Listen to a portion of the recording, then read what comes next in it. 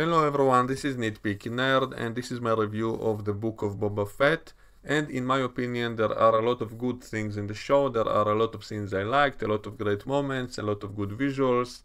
So it is an entertaining show overall, but it should have been better. And the biggest problem I have with it is what they did with the main character.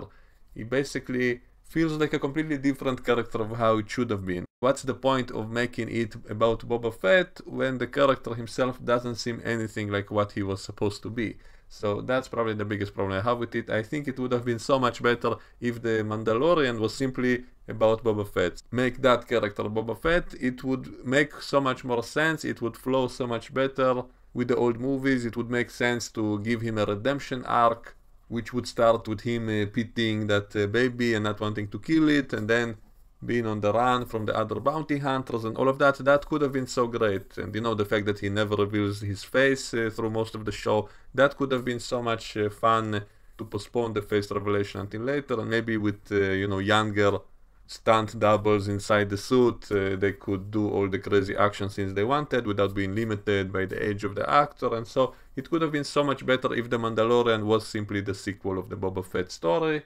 Instead, they introduced Boba Fett in that show in The Mandalorian. I think it was in the end of season 1 when they suddenly showed him from a distance. And I remember when I saw that, I thought he's going to be the villain in the show. And that could have been cool, He was the villain in the movies, right? He was the one chasing the heroes around, trying to kill them or kidnap them, working for Darth Vader, for the Empire. So he wasn't a good guy in the movies.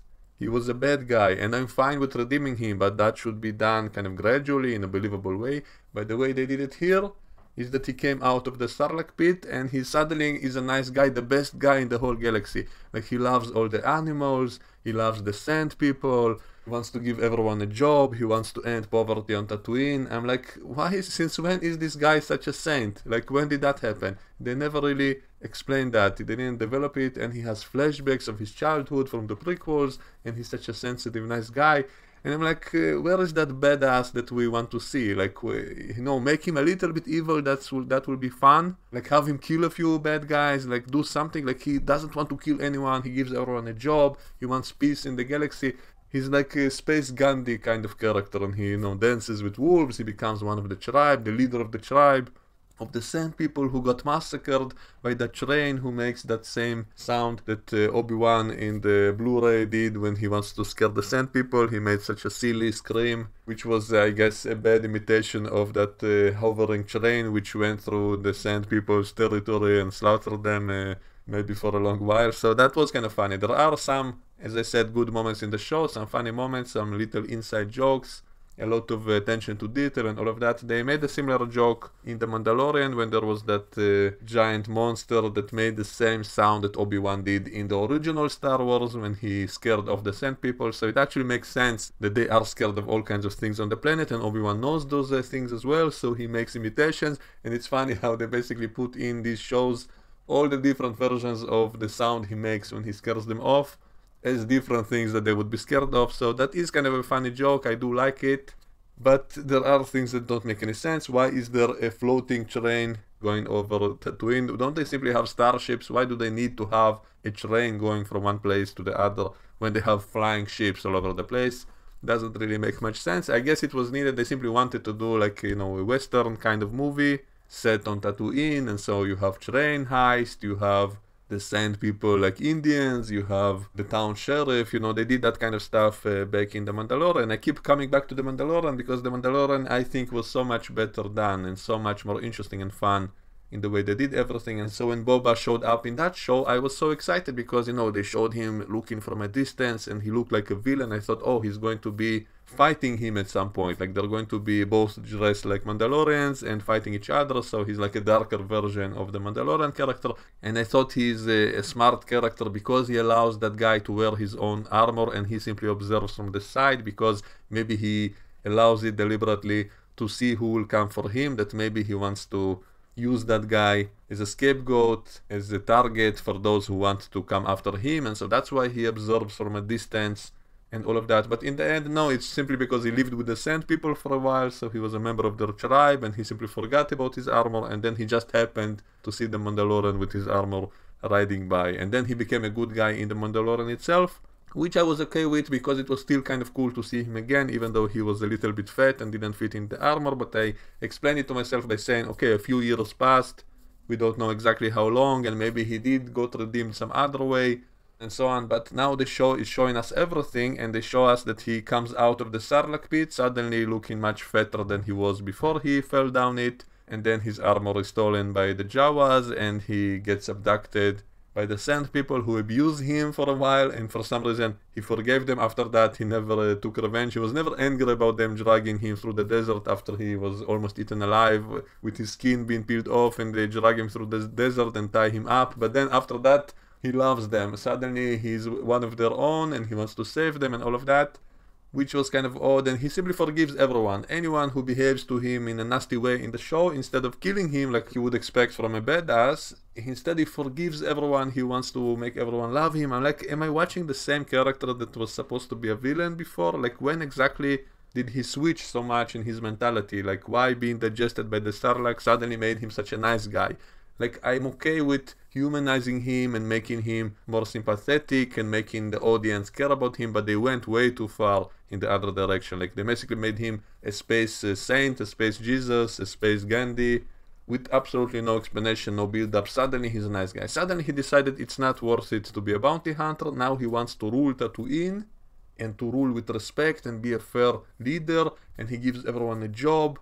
And those who attack him come to kill him, he releases them, he's nice to everyone. Like, what the hell is going on? Wouldn't it be cooler to make him, at least once in a while, be a badass and to kill some people, to punish some people, do something more brutal a few times? Like, you have to do that in this situation. They even show us that no one respects him, that no one fears him because he's such a nice guy. So I keep waiting for him to get angry and to beat someone up, and yet he never does. He's being a saint so far in the show. Like, maybe it will happen later, but so far he's been basically a boring character. Like, it's not interesting. Is it watching about the show about the politics of Tatooine, him trying to make speeches to unite everyone? Like, what the hell?